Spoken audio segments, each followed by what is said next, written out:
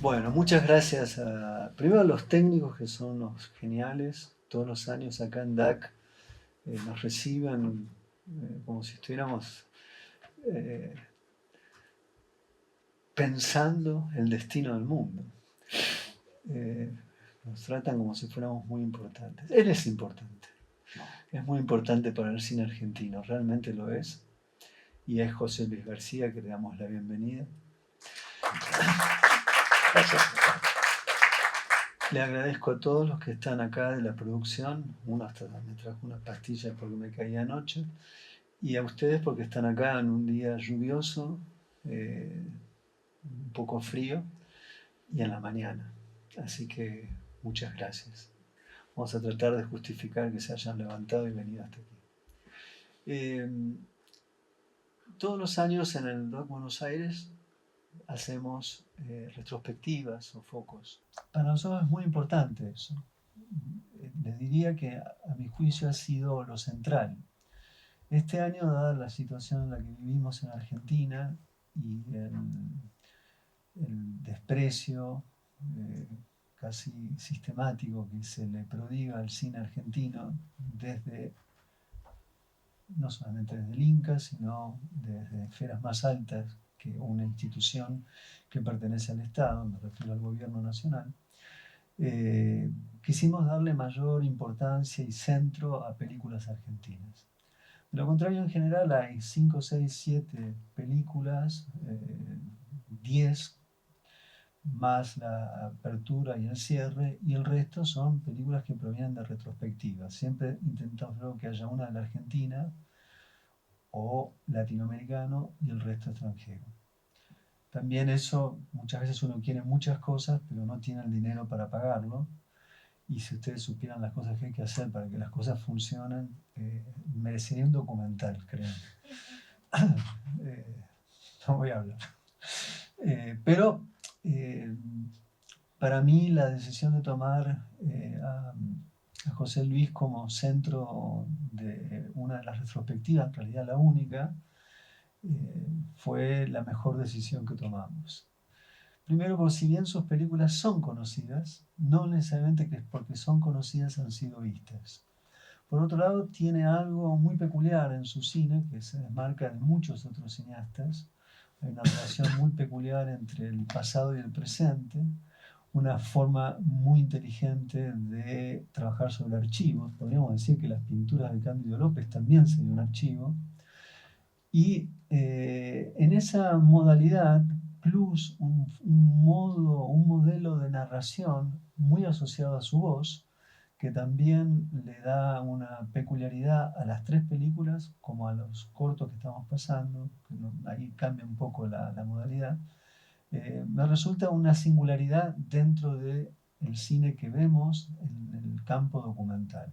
Si bien hay que decir que el cine documental en Argentina es muy diverso, las famosas categorías de Bill Nichols no funcionarían del todo para poder decir, esto es esto aquello, esto lo otro.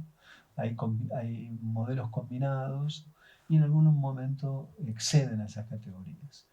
Y como está en la retro, la idea es hablar de su cine, de sus películas, pero sobre todo también de la poética, es decir, cómo un cineasta elabora algún tipo de procedimientos estéticos que responden a una forma de hacer posible que algo se cuente, o que algo se muestre, o que algo tome a partir de planos que tienen imágenes y sonidos, un segmento del mundo que a veces es del pasado y llega a nuestro presente, y al llegar a nuestro presente es de nuestro presente. Bueno, entonces me gustaría que hablemos un poco de eso. No sé si hacerlo cronológicamente. Por otro lado es raro, porque tus películas se estrenan cronológicamente, pero los elementos de las películas son precedentes, ¿no? Entonces es difícil entender qué es lo cronológico en el caso tuyo. Pero vamos a empezar, o en todo caso ni siquiera tomar una película, tomar algunas cuestiones. Vamos a tomar dos por lo pronto. Por un lado, la Fuck You, ¿no? O sea, la nueva película de José Luis, que es un retrato filmado. Fundamentalmente el material es un material filmado en un momento que ni siquiera estamos en los 90, estamos en el último concierto de Sumo.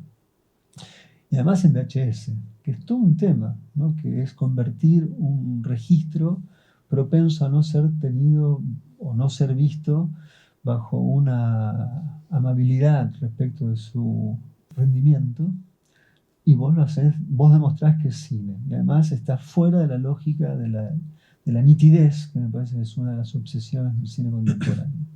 Y lo mismo pasa con tu viaje, que es un posterior en realidad, a Corea del Norte.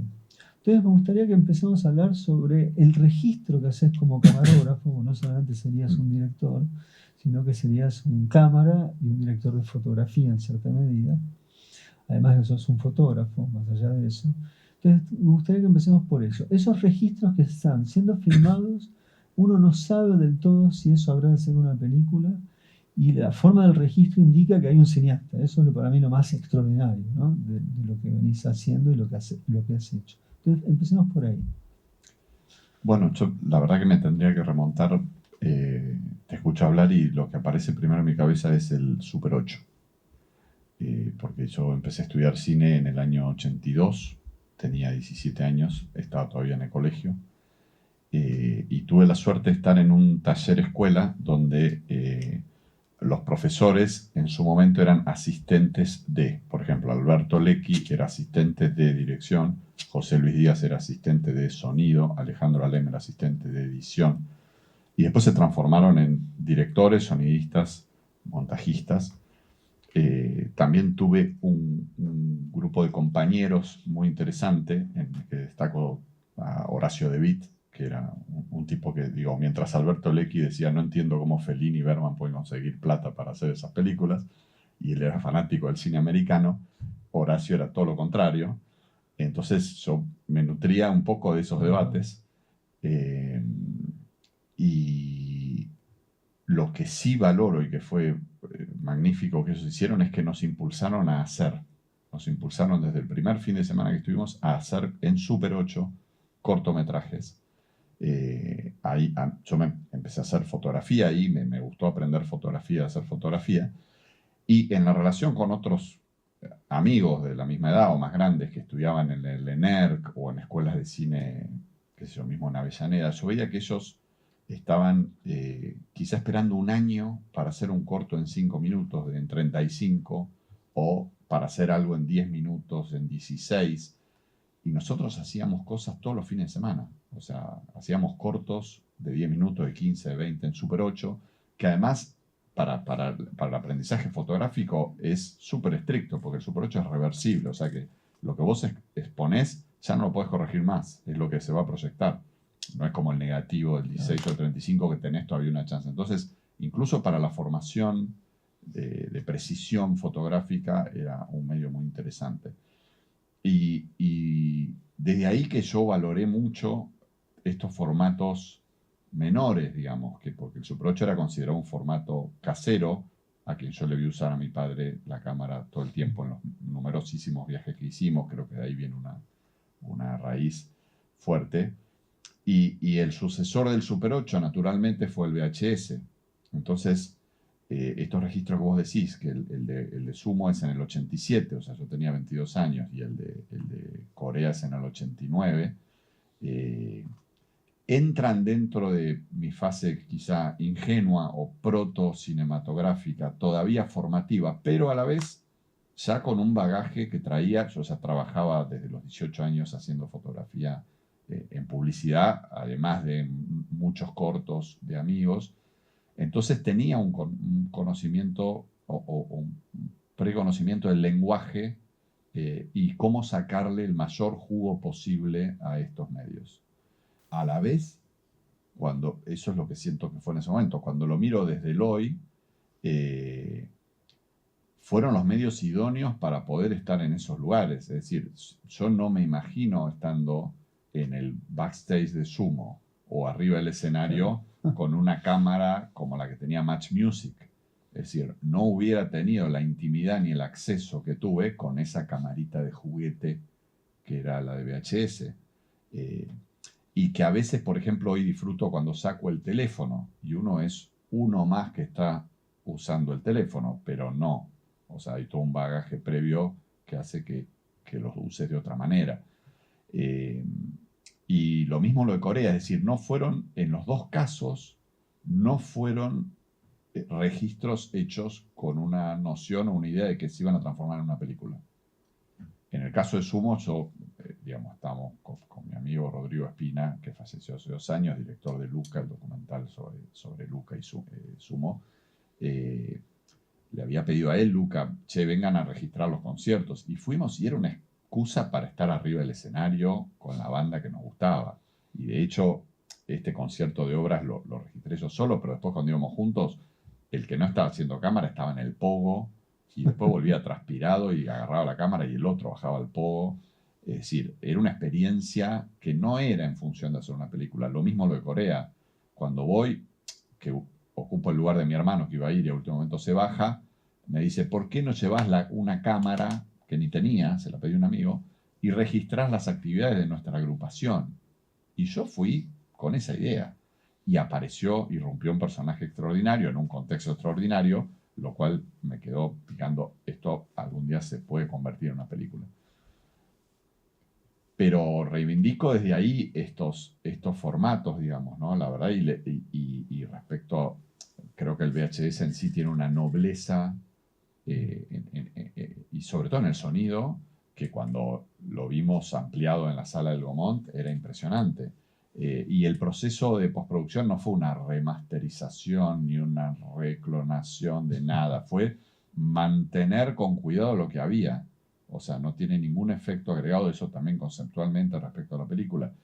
Y el sonido está trabajado en HD Argentina, la imagen, y en Tritón Sonido el sonido, también mantener y hacer más amigable para el espectador, pero son dos formatos que yo aprecio mucho. Quizá como corresponden a un registro, como te decía, una etapa ingenua y protocinematográfica, se han proyectado hasta acá. Y a la vez creo, y un poco para cerrar, que yo recuerdo cuando hicimos este registro y después Rodrigo quedó muy mal al año siguiente, él se la pasaba viendo los VHS en la casa y yo le digo, pará, vamos a copiarlos en otro VHS, mirá las copias, no toques más el original. Y a veces editábamos con 2 caseteras VHS, con un cable, poniendo play y pausa, los momentos buenos de la imagen, y después le probábamos el fonograma del disco arriba para tratar de hacer un clip como había que hacer, lo más prolijo posible. Y la verdad es que era un Frankenstein, y al ver el material, ahora de nuevo, más de 30 años después, creo que todos nosotros ya tenemos una cultura audiovisual mucho más amplia y sabemos percibir, decodificar y disfrutar materiales caseros o de una indefinición que nos permiten disfrutar eso de otra manera que no antes. Entonces hay momentos malos, porque Fuck You está lleno de momentos malos de cámara, que quizás hace 20 años hubiéramos cortado, lo mismo de sonido, pero que le dan una vitalidad y un continuum, digamos, que revive a lo que está pasando, porque es, bueno, como la vida misma, está llena de momentos malos. Y esa posibilidad también de dejar una cámara encendida y estar recorriendo un backstage y un vestuario con una cámara encendida, lo daba el VHS, que no lo daba el 16 milímetros, que quizás se usaba para hacer documentales hasta un ratito antes, donde uno tenía que estar controlando mucho el material que usaba y que gastaba. Y después hay otro fenómeno más que es interesante, que es que el VHS, yo ahora viendo el recuerdo, uno tenía el monitorcito acá. Totalmente. Entonces ya no es la visión acá, que uno solo ve lo que pasa allá adentro, sino que había una visión periférica de lo que estaba pasando alrededor. Entonces te permite capturar cosas que quizá antes no capturabas. Cómo la tecnología va influyendo en el lenguaje cinematográfico también. Bueno, ¿no? pero eso es para mí lo más interesante, porque, digamos, si bien Fuck You está más apegada a ese material, no hay salida de ese material. La Chica del Sur sí vas viendo capas no solamente está la historia del siglo XX, ya en el siglo XXI, sino la historia de las texturas de la imagen del siglo XX al siglo XXI. Esa es otra línea que tiene la película, ¿no? Pero ahí al mismo tiempo hay algo que acabas de decir que me gustaría ver si podemos darle una vuelta. Está asociado al tema de todos pueden hoy, como se dice, sacar un celular y hacer una película. Pero evidentemente no se trata con sacar un celular y hacer una película. Hay algo que convierte al registro y no tiene que ver con más o menos plata, sino con un concepto de encuadre, por ejemplo, con un concepto de qué significa moverse con una cámara, mirando. Y eso es lo que más llama la atención, al menos para mí, del VHS, porque muchos filmamos en VHS, pero no de esos materiales uno podría recogerlos e inmediatamente hacerlos participar de una tradición llamada cine. Entonces te quería preguntar un poco cómo ves esa relación entre, aunque sea un saber amateur, aunque sea un saber no del todo clarificado para tu propia conciencia de cineasta, quien mira eso, por ejemplo yo, cuando veo lo que veo, digo, ya hay un cineasta. Por otro lado, vos acabas de explicar que hay varios años previos de estar jugando y aprendiendo. Por lo tanto, ahí se explica lo que uno ve, che, pero esto no es solo filmar en VHS. Entonces te quería preguntar un poco la relación entre la presunta, que lo es, la democratización real de los teléfonos, pero hay algo distinto entre los teléfonos de hoy y lo que vos filmabas de ayer, que es la tecnología tiende a resolver problemas estéticos. El VHS no resolvía ningún problema estético, era un problema en sí mismo. Entonces la resolución de eso era por otra vía. ¿Cómo ves esto hoy? Que además, ¿qué harías hoy si filmaras? ¿No? Yo no quiero dejar antes de nombrar a dos grandes maestros que tuve y que tengo en esos años de estudio, que fueron Ricardo Becher, un gran cineasta de los 60, 70, cuyas clases eran poética cinematográfica, Claro. y que es un maestro que también tuvo Rodrigo Espina, y después sobre todo el Chango Monti, que es un director de fotografía excelso, una persona divina, además del que fui discípulo, me considero discípulo y lo seguí todos esos años también. De hecho, a Rodrigo Espina lo conozco cuando trabajábamos los dos en la Historia Oficial. Él era pizarrero y yo era aprendiz de cámara. Y después me viene a la cabeza la película Ratatouille, digamos, ¿no? Lo que dice el crítico de que cualquiera puede llegar a ser un cocinero, pero bueno, ese cualquiera podía ser ese ratón, pero ese ratón tenía un gusto y una pasión por lo que estaba haciendo, que es lo que lo hace destacar, digamos, ¿no? Y bueno, yo creo que para mí lo que vemos ahora una cosa es la democratización de la imagen que uno puede producir y intercomunicarse, y otra el del lenguaje narrativo. Igual a mí me parece fascinante el teléfono, y de hecho ahora hago cortos en un espacio de militancia política que para lo que es para redes me piden en vez de hacerlo así, hacerlo así. Y la verdad es que es salir de la zona de confort, porque tenés que, digamos, por supuesto, digo, esto es mucho más integrador de un grupo de personas, esto tiene más que ver con lo individual, pero también es la exploración de cómo contar y cómo relatar desde acá, digamos, ¿no? Es como una herramienta fascinante. Lo mismo podríamos ampliar y hablar de lo que es la producción de imagen con inteligencia artificial, digamos, ¿no? Quién es el que las carga y cómo las carga. No sé, no soy ni pesimista ni optimista. Creo que yo siempre sentí ir acompañando las transformaciones técnicas y ¿no? El problema no sería la transformación técnica, el problema es qué piensa uno respecto de lo que está empleando. Porque me parece que es allí, digamos, vos podés hacer el enunciado, paso de una dimensión rectangular que implica la absorción de un todo respecto de un giro que implica prestar atención a un sujeto, un individuo. Yo te diría algo más, a una cara, ¿no? Como a la idea de un recorte donde el rostro está por encima del cuerpo, en líneas generales en esa lectura. Y te das cuenta que la tradición cinematográfica es esta, lo que estamos viviendo es esto. Y en última instancia, como alguien que piensa de la tradición cinematográfica dice, ¿cómo hago para integrar esto? pero vos lo estás pensando y eso hace la diferencia. El problema es cuando eso no se piensa y lo que sucede es que la propia técnica deriva que uno Sí, haga así, de tal modo que la gente ya no dice filmo, dice graba. Hay hasta un vocabulario que se impone en función de lo que sucede técnicamente. Entonces, eso es lo que me parece. sí, pienso también cuando apareció el Zoom, también, Claro, claro, y digo, y había gente que usaban el Zoom porque apareció el Zoom, digo, hasta que hubo los que empezaron a reflexionar y decir, bueno, ¿cuándo es un Zoom? ¿Cuándo es un traveling? ¿Cuándo no toques la cámara y déjala quieta, por favor? Pero en ese sentido creo que sí, que son nuevas herramientas que salen y que hay que reflexionar sobre ellas y sobre el lenguaje, y el espectador también evoluciona. Digo, esto que yo te decía recién del material de Super 8 del 87, no sé si Fuck You era, quizá hubiera sido de vanguardia, pero no sé si era tan tolerable 20 o 30 años atrás, así. O sea, creo que hay una apertura a percibir formas nuevas, digo.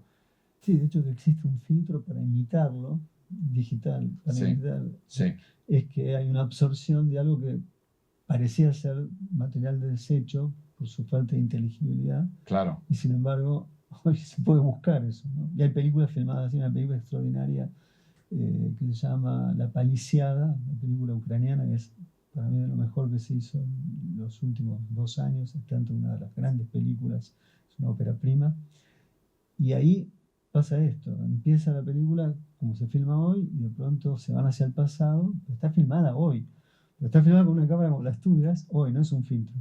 Entonces es extraordinario ver eso, pero es la apropiación de eso. Y si ve cómo está filmada la película, decís, mamma mía, o sea, es un genio que filma. O sea, el uso de cámara es algo descomunal. Pero efectivamente hay un reconocimiento que ese registro es válido. Y en el pasado, en un momento, perdió la validez porque se superó técnicamente, ¿no? Hoy se recupera estéticamente. Claro, y digo, también lo que pasa hoy día es que las plataformas que se van convirtiendo En regla. en los grandes o casi los únicos por momentos productores posibles, te marcan cuestiones técnicas de una manera mucho más estricta que las que marcaban antes. Yo trabajé ahora hace poco en un documental para Netflix y te dicen, bueno, todo tiene que ser así. Y si vas a usar teléfono, solo un 8% del material puede ser con teléfono, no más. O sea, tenés que tener un piso de estándar técnico. Y bueno, claro, uno lo ve ahora y ve los televisores con la super definición, lo que sea, y a veces cuando ves materiales que son de hace 30 años, decís, pero nosotros veíamos esto. Y sí, veíamos eso. Y ahora vemos esto, que tiene, no sé para dónde va a salir disparado. Pero digo, por eso también valoro y disfruto cuando hay materiales low-fi, digamos, ¿no? Como en el caso de Fuck You, o como en el caso del primer acto de La Chica del Sur, bueno, que traen esas épocas pasadas, ¿no? Nos llamamos a Cándido López los campos de batalla. Porque ahí pasa algo distinto, ahí vos vas a otro registro. La idea es ver desde qué altura, de qué distancia un pintor puso su mirada, su perspectiva respecto a una guerra, que además es la guerra más sangrienta, más lamentable, más obscena y más ominosa que este país participó. Pero ahí vos vas hacia otra dimensión, que es tratar de entender la relación entre la pintura y el cine. ¿Te acordás un poco cómo era ese acceso, o en todo caso esa interfaz entre filmar pintando, o entender cómo desde la pintura se abre una escena o hay una puesta en escena? De hecho, el hecho de que Cándido López trabajara bajo un concepto de plan, digamos, de un plano general o directamente una panorámica, pero no obstante en la panorámica tener detalles de una precisión microscópica. ¿Cómo es eso para vos? ¿Cómo hacer esa película? ¿Qué se entiende de eso?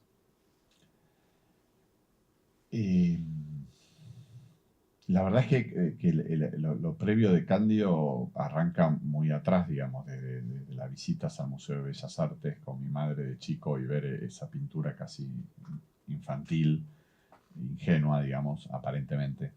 Eh, Hasta después conectarme más con el tema de la historia, estudiando, saliendo de los 70, donde hubo esa ola revisionista, pero después oscurecida por la dictadura y, digamos, sí, bueno, y acá. Sí. Entonces, digo, ahí había un cruce de mundos donde en la investigación siempre aparecía de nuevo, en todos los libros que leía, siempre había reproducciones de Cándido para ilustrar la guerra.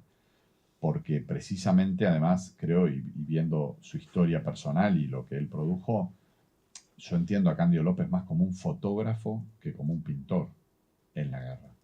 Es decir, yo lo siento como que él tenía un ímpetu fotográfico, porque él, de hecho, antes de ir a la guerra, había empezado a hacer daguerrotipos y retratos, y es muy impresionante, hablando también de tecnología, la guerra de secesión norteamericana, que es contemporánea prácticamente a la tiene miles de fotos tomadas durante la campaña. Y la guerra de la Triple Alianza, creo que hay 40 que están en la casa Bates ahí en Uruguay, y movidas porque el registro no era, o se tenían que quedar varios segundos quietos para... Entonces yo creo que él debe haber percibido eso y tenía una obsesión fotográfica, digamos, por la reproducción, por la perspectiva, por la reproducción de los colores, e incluso en el retrato de lo que fue la batalla de Curupaytí, que fue tan traumática para él porque pierde su brazo derecho, hay hasta un relato proto-cinematográfico, porque esos cuadros él los pinta, son los últimos que pinta antes de morir, en 1902, o sea que ni sé si habrá tenido noticias de la existencia del cine o lo que fuera, pero es un relato que plano, plano, contraplano, plano más grande, plano más... Es muy impresionante. Entonces creo que tenía un deseo de relato muy fuerte, y para mí era importante tratar de... Eso era lo que a mí me había impactado investigando sobre él, y me parecía importante tratar de llegar a ese... que es una utopía, digamos, pero tratar de llegar a esa altura, digamos, en todo sentido, a la altura del nivel de relato y a la altura de que él tenía panorámica para contar las cosas que contaba. No era una mirada que jerarquizaba, digamos, ¿no? Porque quizá un esclavo negro de Brasil en la pintura se veía mucho más grande que el emperador de Brasil que estaba atrás en la fuga. No era Blanes, digamos, no jerarquizaba. Entonces, me parece que ahí surge la idea de la escalera, digamos, que también es sabiendo que no vamos a encontrar los mismos lugares, y eso es parte del cuento de cómo todo fue cambiando o no. Pero la reflexión fue alrededor de pensar a Cándido como un fotógrafo, creo que más que como un pintor. E incluso como alguien contracultural, digamos, porque en el momento fue muy criticada su pintura. Fue casi que generaba lástima, porque no estaba dentro de los cánones de la Academia de Pintura, y le decían, bueno, pero ¿por qué pintas la tierra roja? Y dice, sí, porque en Paraguay la tierra es roja. Y la verdad es que uno ve esos cuadros, y cuando viajas por la Mesopotamia y por Paraguay, yo todo el tiempo, la verdad que ves Cándidos. O sea, porque el tipo, y eso es lo que perdura, ¿no? La naturaleza finalmente es lo que perdura, más allá de sus transformaciones. Pero a mí, yo creo que me emociona desde ahí Cándido también, ¿no? Desde la cosa fotográfica. ¿Y cómo pensás la dimensión histórica? Digamos? Porque uno puede conocer desde el libro de historia. Pero por otro lado, los espacios de batallas donde se dan en ecosistemas alejados de las ciudades, aunque las ciudades también funcionan como un palimpsesto. Tarde o temprano las ruinas se transforman en edificios, pasan las generaciones y no hay concepto de que ahí hubo muertos, cadáveres, etc. Es más difícil todavía en la naturaleza, ¿no? Porque la naturaleza se impone sus propias reglas, por decirlo así. Pero también en la película filmar los campos de batalla, no solamente son los campos, ahí hubo guerra, ahí hubo muertos. Entonces, ¿cómo ves la relación de la película? Yo la veo en parte como una suerte de arqueología. ¿Y por qué crees que esa película no es solamente algo así como un revisionismo histórico? No tiene que ver con eso. ¿Por qué hacer esa película en ese año que la hiciste y cómo ves hoy eso? Eh, bueno, yo creo que Paraguay, esto es una conexión con lo de la chica del sur, tanto como Corea, son lugares que tienen una situación geopolítica trágica, digamos, ¿no? Un dilema, porque están rodeados de potencias, lo que eran en ese momento el Imperio de Brasil y la incipiente Argentina, que por primera vez iba con la bandera argentina a una guerra, y lo que es Corea también, rodeada de Japón, Rusia, China y Estados Unidos, ¿no? Y creo que los campos de batalla, digo, la verdad que si uno analiza la guerra de la Triple Alianza contra el Paraguay, se resuelve en un cuadrilátero de 30 kilómetros por 30 en el sur de Paraguay, digamos, donde conecta con Formosa y con Corrientes, digamos, y con Chaco. Ahí se dan las batallas fundamentales que deciden el destino de la guerra. Ahí es donde la guerra se empantana literalmente, porque además eran pantanos, y cuando hice el primer viaje de investigación fui ahí a ver qué se sentía, la verdad, a tratar de conectar un poco qué había, y hay una energía muy fuerte. O sea, hay algo energético ahí flotando, porque ahí murieron mucha gente, hubo mucha violencia, y bueno, y hay una memoria ahí en los pobladores que va quedando y que yo sentí que era fabuloso de poder rescatar. Pero creo que, no sé, esa fue, para mí en ese sentido también Candio juega el contrapunto entre el archivo, como decís vos, de lo que era el pintor y la memoria que fue quedando en la gente y en los hechos, en los objetos de lo que fue esa guerra y lo que nos puede contar, ¿no? También me hace gracia, me acuerdo del arqueólogo que aparece, que es escocés, no es inglés, porque odiaba a los ingleses, y que viene en un viaje, todo el trayecto de la película fueron 5 viajes en realidad, que aparenta ser uno solo. En uno de esos viajes sí conseguimos, digamos, yo lo contacté, sabía que él hacía programas de televisión de arqueología y le dije si no quería venir, le conseguimos con la embajada de Inglaterra que le pagaran el pasaje, patapín, patapán, vino. Y bueno, tiene esa escena donde él dice que buscaba objetos y él ponía en tela de juicio lo que podía estar contando el pintor, porque el pintor finalmente era un pintor argentino, entonces sus sensaciones o sus emociones iban a estar más del lado de los argentinos, ¿no? Él era rigurosamente objetivo en el análisis, pero en ese sentido lo que tiene Candio también, que es muy fuerte, es que él era un joven liberal, mitrista, que murió a los 60 años más o menos, convencido que había participado de una gesta patria. Sin embargo, sus pinturas, y hasta donde él participa, porque él participa hasta la parte convencional de la guerra, que es una guerra en campo de batalla con 2 ejércitos. Cuando él se retira después de Curupaytí, empieza la parte trágicamente contemporánea de la guerra, donde empiezan a pasar por arriba poblaciones civiles que se defienden como pueden. Esto estuvo más a cargo de Brasil, digámoslo, porque Argentina fue retirando las tropas para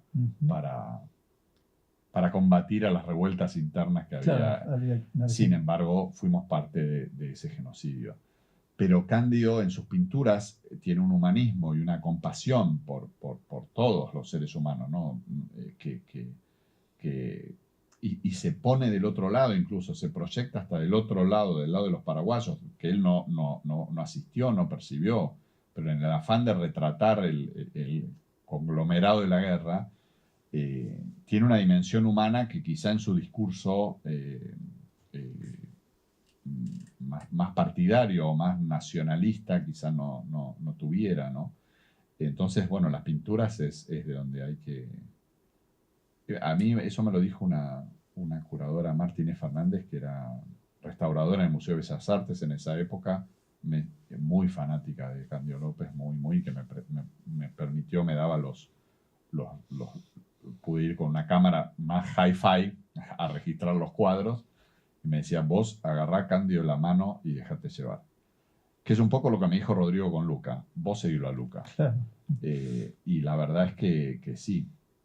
Y ahí recuerdo cuando teníamos una cámara con un zoom y un lente muy potente, que tenía el cuadro delante en la sala de restauración del Museo de Bellas Artes, ahí en un sótano, y cuando tiraba zoom, y me metía en la carita de los personajes, ahí es donde descubrí que el tipo con un pincel de un pelo hacía los botones en los trajes de los soldados, pero no les hacía ni ojos ni boca. O sea, que hubiera tenido la posibilidad de hacerlo, porque de hecho hacía los botones. Solo se los hace a los muertos. En la pintura de Candio López, solo los muertos tienen ojos y boca.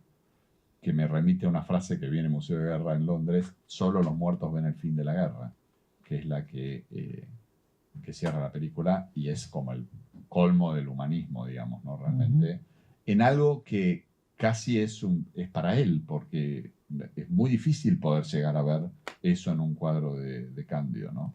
De tan pequeños que son. Claro, pero al mismo tiempo está, y para mí por eso la película le da aparte es muy importante, tu película no es una película bélica, pero uno debería pensar en eso cuando ve películas bélicas, ¿no? O sea, ¿cuál es el rostro del enemigo? Siempre es difícil saber qué es un enemigo en películas de guerra, sobre todo. Pero creo que hay allí un plus para cómo miramos escenas de guerra. Cándido la vio mejor, a mi juicio, mejor que nadie. Quería ir a La chica del sur. A mí me gustan todas tus películas por igual, pero tengo la impresión de que mi corazón está en Corea. No voy a decir ni en el norte ni en el sur, porque en Argentina es un problema, aparte de la reunificación. Obviamente Corea del Norte no, pero del sur tampoco. Pero bueno, quería un poco que hablemos sobre eso, porque ahí la película es testiva, sin querer, no solamente de ella, sino de la disolución de un paradigma del mundo. O sea, como hay un registro en donde queda esa película, y me imagino yo que para los historiadores del futuro es una posibilidad de acceso a una microhistoria, ¿no? Un poco como Carlos Ginzburg, ¿no? Es un trabajo, está en lo micro la historia, no en los grandes acontecimientos. Y vos sos testigo de eso, a partir de un personaje específico. Entonces, me gustaría que empecemos por, vos filmás eso. Cuando lo filmás con esto que decíamos antes, una suerte de saber precoz, no consciente, de cómo filmar algo así. Luego el material queda contigo. ¿Cuándo se toma la decisión de que esto hay que seguir? ¿Por qué hay que seguir? Y a partir de allí, ¿cómo fue el camino de entender de cómo ibas a seguir? A ver, yo creo que tanto en el caso de Candio y quizá en cierto sentido en Fuck You también, siento que hay un momento cuando haces un documental que no hay vuelta atrás. Sentís que no podés dejar de hacerlo. O sea, a mí me pasó con Cándido, y lo cuento en la película, cuando quería hacer una ficción y tenía todo un tratamiento escrito y venía buscando a la familia de Cándido López, que era un apellido que muy común, era difícil de ubicar. En el Museo de Bellas Artes no me daban pistas, en el histórico tampoco, no tenía manera de ubicarlos. Hace 20 años, intenté mucho y no pude. Y yendo a hacer unas fotocopias de eso, por Palermo, me encuentro en la fotocopiadora con un anciano que trata de hacer fotocopias de una foto que llevó. Y se quejaba con el de la fotocopiadora y decía, estos no son los colores de las cosas que yo le traje. Entonces yo me asomo ahí y veo que eran cuadros de Candio López, reproducciones, y me quedo de una pieza, y le digo, pero eso es Candio López. Y le digo, y me dice, sí, ¿cómo sabe? Digo, porque quiero hacer una película sobre Candio López. Y me dice, yo soy el nieto. Entonces dije, bueno, listo, no me puedo escapar de acá. Y con La Chica del Sur me pasó, están en Corea, donde yo tuve 2 o 3 encuentros como periodista, viéndola de lejos a ella. El resto fue material buscado en archivo por Gabriel Camené, que fue un grandísimo productor de esta película. Y estábamos en un acto multitudinario donde desfilaban cientos de miles, literal, de norcoreanos con antorchas, miles de personas en las tribunas. Yo estaba en una escalinata parado en la oscuridad con la camarita y de repente siento un ruido que se acerca, viene y la traen a ella y se para acá. Y empieza a hablar, se para toda la marcha, empieza a hablar a la multitud y y yo ahí sentí, esto, de acá no me puedo escapar. O sea, esto va a terminar en una película. Ahora, lo que pasó es que cuando volví, 2 meses después cae el muro de Berlín, que de hecho viajando por Europa del Este después de ese viaje fui viendo cómo se iba erosionando. Al año siguiente se disuelve la Unión Soviética. Acá era el momento de pizza, champán y banalización total de la política. Y hice un intento de editar algo, pero era el folclore o lo exótico de lo que era Corea del Norte y muy poquito de ella, que era el personaje principal. Y dije y sentí, esto no es ahora. O sea, esto no es ahora. Y no tengo tampoco con qué. Pero conservé, hice lo que le había recomendado a Rodrigo también, hice copias del VHS. Los VHS los conservé mucho, aún mudándome como me mudé de acá para allá muchas veces. Y sucedió a principios de los 2000, también que yo me mudé a vivir a Francia. Y en Francia, claro, acá llegaban de Corea una noticia por año. En Francia era una por día. Y a la vez surgía la internet, digamos. Entonces era el momento en que los presidentes de Corea del Norte y Corea del Sur empezaban a tener diálogos para ver si podía haber un acercamiento, por lo menos. Y ahí empecé a sentir, este es el momento. Y hay medios como para poder, siempre pensé que ella era el personaje de una película posible, porque a todos nos había impactado y nos había dejado con la boca abierta. Todos fuimos casi de vacaciones, hay 20.000 personas de todo el mundo. La única que se fue a jugar el pellejo de verdad por una causa legítima fue ella. O sea que era un personaje inolvidable. Era una Juana de Arco que de repente se había perdido en el tiempo. Entonces ahí la empecé a rastrear por internet con la ayuda de Gabriel también y viene todo lo que se cuenta en la película.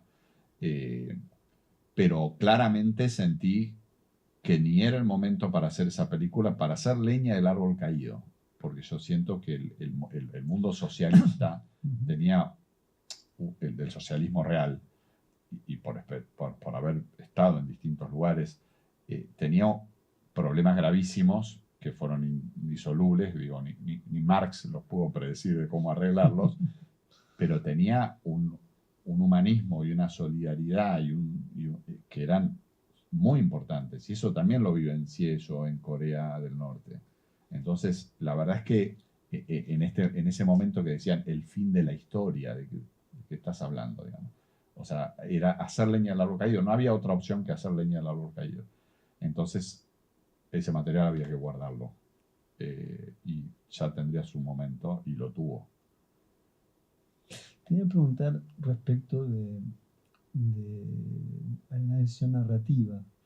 Recién se habla de ella después de unos 16, 18, 20 minutos, lo cual, si bien el mundo introductorio es fascinante, porque no lo puede no ser, está en una decisión importante. Generalmente los personajes, desde el punto de vista de cómo se escriban los guiones, e incluso los guiones para un documental, aparecen antes, ¿no? También es cierto que una vez que lo tomás, no lo puedo dejar más, pero quería preguntarte sobre la decisión de escritura de la película, que es otro gran dilema, la escritura de los documentales, que obviamente es el montaje, pero no solamente el montaje en estricto senso, ¿no? Bueno, yo creo, absolutamente, soy un fundamentalista del guión de un documental antes de salir a rodar. Y un guión quizá no son 90 páginas a ver, pero sí una idea previa de hacia dónde uno va yendo, porque si no, puede ser muy caótico y no podés ir poniendo las cargas de profundidad donde sentís que hay que ponerlas, digamos, ¿no? En los tres casos, digamos, yo siento que tuve un guión previo. Y en el caso de La Chica del Sur, lo que yo sentía claramente que hubiera un corte entre lo que era el pasado, que a veces me dicen archivo, bueno, el archivo, digo, pero no, pero es algo que yo viví, digo, a mí me cuesta conceptualizar eso como archivo, pero fue digamos, filmado por vos. claro, entre el pasado y lo que iba a ser el presente, entonces el pasado, que fueron 24 horas de material que grabé en Corea, sobre todo en Pyongyang y en Corea del Norte, en la frontera con Corea del Sur también, tenía escenas que eran buenísimas. Hay muchas cosas que quedaron afuera, obviamente. Entonces, la lucha fue cómo estirar esos minutos previos hasta que apareciera La Chica del Sur. Claro. Digamos que como estaba anunciado en el título, eso me daba un changüí un poco más para presentar el personaje principal. Y ahí fue muy importante Jorge Goldenberg, que es un gran guionista que yo tuve el placer enorme de poder convocarlo y que aceptara trabajar en esto, que cuando estaba la película editada así, pero medio deforme, se arremangó, vino a la isla de edición y él tenía el mando y ponía play y de repente pausa. Y dice, bueno, para acá, ¿por qué decís esto? Si esto ya lo dijiste antes, yo tomaba nota y así me decía un montón de cosas y después hacía las correcciones de edición y él volvía una semana más tarde y volvía a ver lo mismo. No lo mismo, veía otras cosas y me hacía correcciones, pero un ida y vuelta entre escribir el off y editar la imagen. Entonces cuando grababa el off en borrador, veía que, bueno, pero si está este off, esta imagen puede estar acá y esta salir. Bueno, listo. Entonces volví a escribir el off y el off era cada vez más sintético. Entonces había un ida y vuelta, un diálogo entre el texto y la edición de la imagen, en el que me ayudó mucho Jorge, y así se fue construyendo. ¿Y qué pensás sobre, digamos, suele ser más, yo no estoy de acuerdo, primero no estoy de acuerdo que haya ningún tipo de regla sacrosanta para nada, y menos para el cine. Pero a lo largo del tiempo hay algunas veces que se trafican dogmas de cómo deben ser las cosas, lo que no se debe hacer, lo que se debe hacer. Entonces, por ejemplo, hay todas discusiones aún hoy sobre la voz en off. Realmente aparece más asociado a la ficción, pero también a veces al documental. Pero hay formas muy inteligentes de trabajar la voz, ¿no? Yo podría decir, algo vos haces con la voz, no es solamente cuento, usás la voz de una manera dramática o en un trabajo sobre la voz. Ustedes que hables un poco de eso. Me parece que es una zona muy lastimada de la interpretación actual y se ve eso como una debilidad, cuando en realidad trabajado no lo es.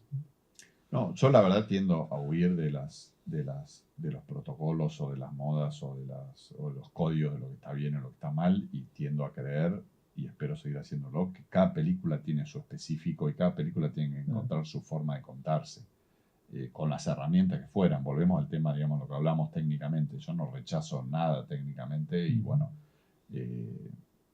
quizás si hoy hay que contar una escena del pasado, trataría de recuperar una cámara de algún taller abandonado para usarla, digamos. Pero bueno, respecto a la voz en off, digamos, cronológicamente lo que me pasó en Candido López es que a este viejito que yo encontré en la fotocopiadora, empecé a ir a la casa a tomar el té y a charlar con él y fue divino y muy amable y me abrió su archivo familiar y personal y me contó, tengo un amigo paraguayo que conoce todos los campos de batalla y siempre me dice que vayamos a ver. A mí me gustaría hacer un viaje con él. Y yo digo, bueno, listo. O sea, esa ficción que quería hacer, no, vamos a hacer un documental siguiendo a los dos viejitos. Claro. O sea, era un peliculón. O sea, el nieto de Candido López con un paraguayo yendo a los campos. Armamos toda la producción, todo. Y una semana antes de viajar, el nieto de Candido López me dice, no, me siento mal, no quiero viajar, no puedo viajar. Que en el fondo tenía miedo que se le rompiera la burbuja de cristal y el pedestal donde él tenía bien merecidamente a su abuelo, pero también él era militar, el nieto de Candido López, con una ideología bastante sesgada. Entonces, cuando vos vas a Paraguay y vas a los campos de batalla y ves cómo quedó el Paraguay, ya no es tan fácil seguir sosteniendo una postura como la que él sostenía o como la sostiene desde Buenos Aires. Y no vino. Entonces, ahí tuve que saltar yo a la cena, necesariamente, porque teníamos todo lanzado, todo preproducido, todo para salir, todo hablado, todo acordado.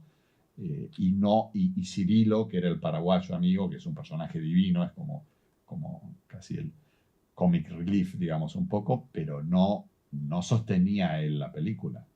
Entonces, ahí es donde tuvo que entrar un personaje que es el mío, donde interpreto lo que me pasó a mí mismo a lo largo de 20 años, lo condenso en ese año, en ese viaje. Es decir, la transformación desde la fascinación del pintor a que esto me llevara a entender qué fue esa guerra. Digamos, yo estoy actuando en la película. Estoy representando a mí mismo, a lo que me pasó a mí a lo largo de un tiempo, condensándolo ahí, y entonces necesariamente surge la voz en off. En el caso de La Chica del Sur, no había otra manera.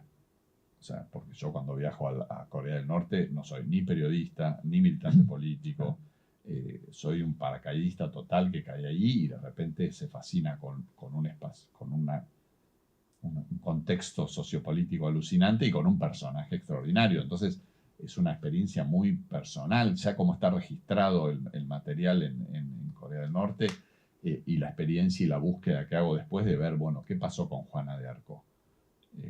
Entonces, y en Fuck You, que no tiene voz en off, pero sí tiene voz en off. Porque, y esto los productores, Aníbal Morris y Marcelo Sayo, me decían, no, vos tendrías que decir, no, digo, basta, yo no necesito decir nada. Pero sí hay un texto al principio, muy importante, que dice que Luca nos pidió que grabáramos los conciertos porque no llegaba a fin de año. Y que lo fuimos a buscar a la casa, tomamos el colectivo 29 y llegamos al Estadio Obras donde iba a dar el show. Entonces, ya la película arranca, como siempre me viene a la cabeza una frase de Bertolucci que creo que dice algo así como, el cine es la muerte trabajando. Que yo tenía eso en la cabeza.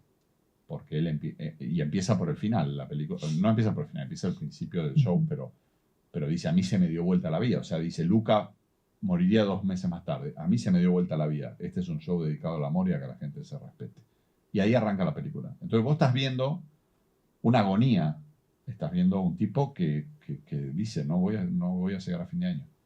Entonces la vivencia de la película se transforma desde esa voz en off, que no es una voz, pero es un texto, y es mi voz, digamos, y te da un punto de partida distinto. No, aparte, o sea, no se puede no ver de ahí en más que a él le queda el tiempo y que él sabe. El reloj de arena, sí. Y que él lo sabe. Sí. ¿No? Y eso es extraordinario, la película, tiene una dimensión, y él incluso esa, lo que vos acabas de decir, ¿no? Amor y respeto, que es rarísimo, ¿no? Sí. Uno piensa, sí. Porque no es un hippie. No, y hasta tuvo situaciones controversiales respecto a esos mismos temas, pero bueno, era un ser humano divino, muy humilde, muy dulce también en el trato cotidiano, y era la bestia de rock arriba del escenario, en el mejor sentido de la palabra. Y ahí llega un punto donde yo hago una reflexión y conecto las 3 películas, porque la tercera me resultó, cuando dije, sí, también. Pero cuando fue La Chica del Sur y pensaba, ¿qué conexiones hay entre La Chica del Sur y Cándido? Y sentí que eran los no muertos. O sea, que hay gente que quedó tildada en alguna situación muy traumática de su vida y el resto de su vida quedó muy vinculada a ese evento, Cándido en el sentido de la guerra y que siguió pintando todo el resto de su vida totalmente aislado del mundo. La Chica del Sur, que también quedó debe ser la única persona que vive en Corea, porque para mí quedó parada sobre esa línea gris que divide el norte del sur y no la entienden de un lado ni del otro y quedó en el limbo. Y Luca también, que es un tipo que decía, bueno, estoy vivo pero estoy muerto. Entonces digo, son una coincidencia que veo en las 3 películas, ¿no?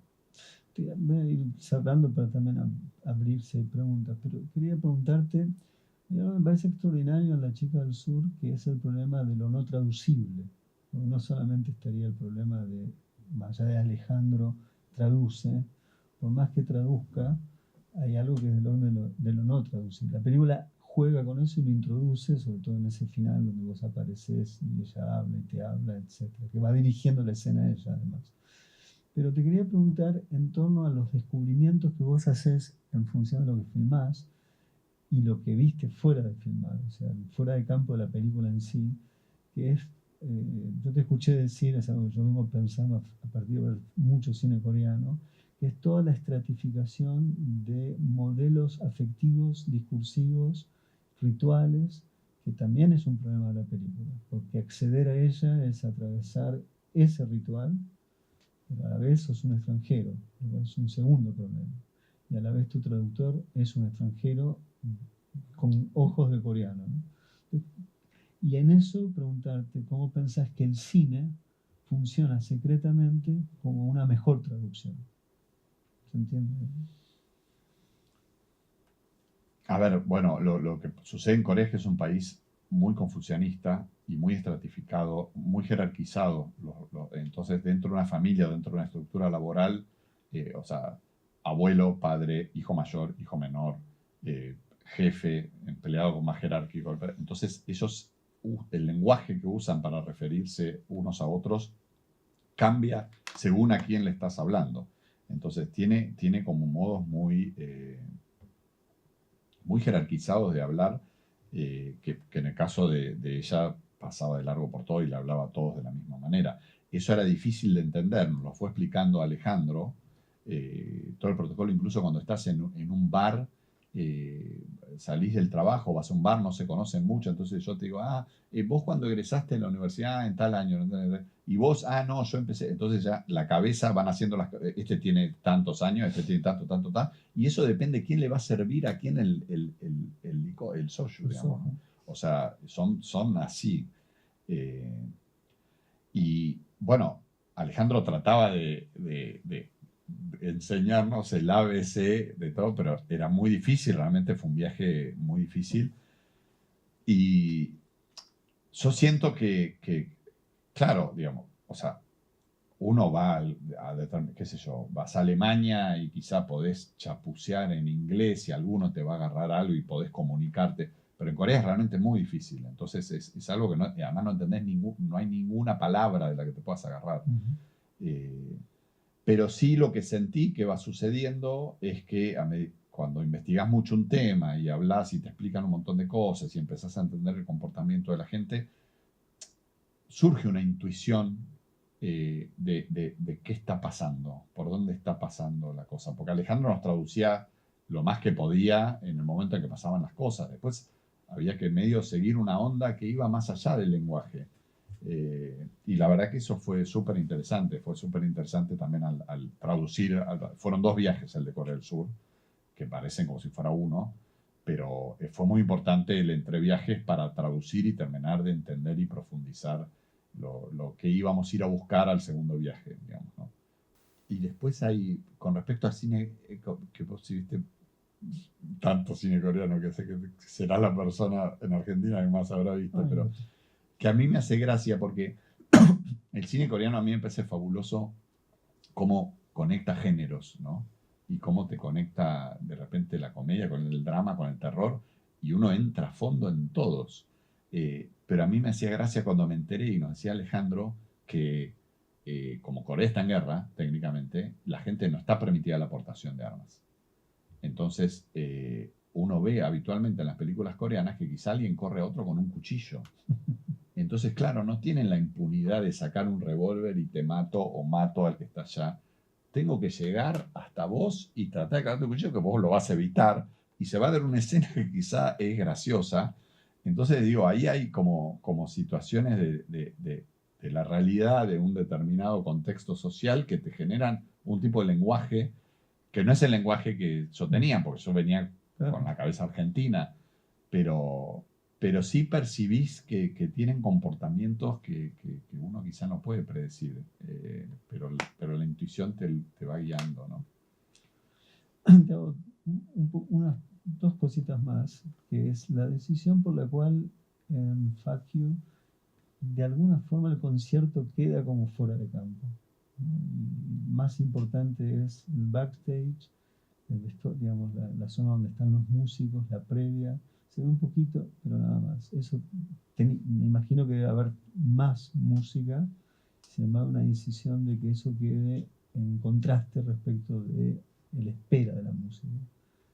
Quería preguntar por eso. Bueno, Fuck You, lo que pasó es que estábamos preparando con Rodrigo él iba a presentar Luca y yo iba a presentar el material en crudo de lo que habíamos grabado en obras, de lo que había grabado yo en obras, en la muestra del Museo Histórico Nacional, que fue Rock de los 80, que fue hace 2 años, una muestra fantástica. Y la verdad es que cuando se pasó el material, yo volví a ver, porque yo lo había visto en Chile una vez que lo llevé, que me lo dio Rodrigo, que tenías todo el backstage, toda la prueba de sonido, el backstage, que tenía un crescendo dramático, donde, bueno, salgamos, vamos a tocar, o sea, se iba armando toda la bola, y después salía en escena, digamos, era el sumum, digamos, pero después empezaba como a bajar la curva de atención y la curva dramática durante el recorrido del show. Porque era una cámara, finalmente, entonces quizá no se podía sostener tanto el relato con tantos momentos malos dentro de los temas.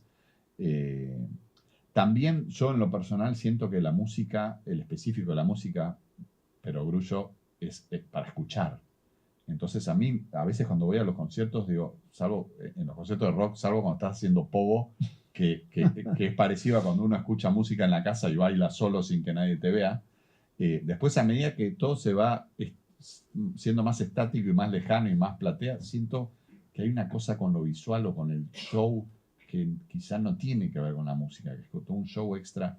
Entonces, para mí era interesante sostener el relato del show con esa estética de cámara y con esos momentos malos, pero tampoco se sostenía tanto. Entonces, ahí fue la idea de hacer coincidir el clímax de los dos momentos. Entonces, que la edición, reestructurar la edición y que sea show, backstage, show, backstage, show, backstage. Que empiece por este manifiesto de Luca, que se estaba muriendo, que no aparezca a mitad de la película, sino que aparezca de entrada, y ir y volver para que el clímax del backstage, cuando, vale, vamos, salgamos, coincida con el éxtasis del final del show, ¿no? Esa fue la estructura que cambió en la edición. Y queda, sí, como decís vos, digo, son momentos de 2, 3 temas que aparecen backstage, que aparecen, ni siquiera aparecen enteros, que eso también me parece que en la reproducción visual de la música me pasa en los videoclips, ¿no? Que uno tiene la atención de 1 minuto, 1 minuto y medio, y después sentís que se va a repetir lo mismo que ya viste. Entonces, en la música, tal vez volver a seguir sosteniendo con imagen algo que ya viste, no. Respecto de Fuck You, lo mismo que haces respecto de la música sucede en Hinchas con el partido. O sea, se ve un poquito el partido, pero lo que importa es la hinchada. Sí. ¿No? Entonces, contar un poco, es una película muy peculiar, respetuosa de lo que sucede en términos populares, pero también no necesariamente piadosa, porque hay algo que sucede que no deberíamos nunca ser piadosos sobre lo que sucede. No es tipo, hay que aguante, no es esa lógica, pero sí es respetuosa, ¿no? Porque hay un fenómeno popular. Contanos un poco sobre Hinchas. Bueno, agradezco que las hayas conectado con Candio López, porque también esa xenofobia y ese racismo a mí me inspiraron para decir hay que hacer algo, digamos, ¿no? Además, está buenísimo que estén pegadas. Y Hinchas es la primera vez que sentí, tengo un productor, porque era un productor francés que estaba haciendo un programa de televisión con 3 documentales de 20 minutos cada uno, otro lo hizo Andrés Ditela sobre la economía argentina. Esa es más difícil. Sí, era tremendo. Y después no me acuerdo quién era el tercero. Y acá con Pablo Salomón, con lo que codirigimos, se nos ocurrió esto. Justo se venía un superclásico y dijimos, bueno, ¿por qué no? Es concentrar en 2 horas todo el registro, contactemos 4 cámaras más Pro, 4 cámaras más VHS, para mandar a las barra bravas, digamos, y hagamos el registro del partido viendo a los hinchas, digamos, ¿no? Y solo un poquito del partido para contar, bueno, que se vea que está el partido, pero es mínimo lo que se ve del partido. Y sabíamos que íbamos a tener esto porque, digo, bueno, porque el racismo, la xenofobia, el clasismo que brota de la misma gente que son los mismos, los hinchas de River y los hinchas de Boca, es tremendo, pero era un retrato, es un retrato, sí, como decís vos, impiadoso de lo que es la expresión masiva de en qué se puede convertir la masa, ¿no? Porque quizá esas personas individualmente no sostendrían eso. Hay un momento que es buenísimo que está la multitud y hay dos, ya terminó el partido, y hay dos que se abrazan. Sí. ¿No? O sea, y ahí están abrazándose en el medio de algo que están todos riñendo. Sí, ¿no? Es sí. muy impresionante ese plan. Sí, pero bueno, después al final hay un texto que lo puso el productor. Nosotros lo pusimos y además no sé si es cierto, que es una expresión de un barra brava. Sí. Pero bueno, ahí también, ahí creo que es la primera vez que sufrí a un productor. Porque para mí quizás hasta tendría que editarlo y sacarlo, porque está al final. Pero lo puso él, no lo puse yo. Después... Sí, por eso condiciona en otro sentido, ¿no? Sí, lleva como a una relectura y a un análisis que además para mí es mentira, digamos. Es como la voz de un barra brava que dice, sí, nos quieren vender a Maradona para decirnos del que triunfó, pero nosotros perdimos para siempre. Me parecía como muy amanerado, no le veía sentido además que aparezca, pero sí es una película cruda también, ¿no? Nos queda prohibido fijar carteles, que es muy pequeñita, son 5 minutos. Pero no deja de ser bonito. Me encanta que suena riff. Sí. Es muy propio de ese tiempo, ¿no? Por eso le quita la sensación a veces de la lucha, el regreso a la democracia, que es lo que de alguna manera es las calles como texto, ¿no? Leer en las calles están los signos de los cambios, pero al mismo tiempo la irrupción de Riff y Papo rompe con un cierto aura de ese tiempo, ¿no? Lo pone en otra dimensión histórica política, ¿no? Me parece genial, te quería apuntar lo de Riff. No, lo de Riff, qué sé yo, a mí me gustaba que sea en esa época, pero era un tema, no había mucha cultura de videoclip, el corto es casi como un videoclip, sí. Político. Lo hice cuando tenía 17 años, fue mi primer corto, cuando estaba en la escuela de cine, digamos, Super 8, y bueno, y me impactaba eso, me impactaba la explosión política que había en las calles. Lo hice para un concurso que convocó la Embajada de Francia, el Georges Méliès, creo que fue el primer Georges Méliès. Y tuvo una mención, estuvo buenísimo, fue como muy alentador la recepción que tuvo. Y también me parece buenísimo la conexión con Fuck You, porque se va a proyectar el viernes junto con Fuck You. Está perfecto. Porque es la explosión, es un momento, es muy coincidente ese momento en mi juventud en ese momento, para hacer ese corto en la juventud que está ahí abajo del escenario. Las cosas que se ven en la calle indican eso, ¿no? Entonces sí. Hay burlas del momento que no tenían sentido en el momento y hoy tienen otro sentido al ver las burlas. Sí, eso, sí. No digo qué, pero eso es notable. Sí. Y bueno, y también el sentido de libertad.